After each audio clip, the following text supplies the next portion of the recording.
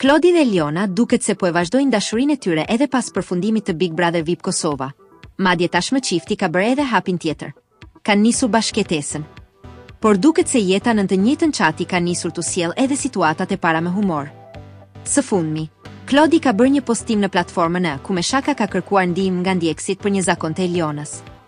Dikush ta ndal Eli nga blerje shtëpiake, ju lutem, ka shkruar Klodi, duke shkaktuar reagime të shumta nga ndjekësit.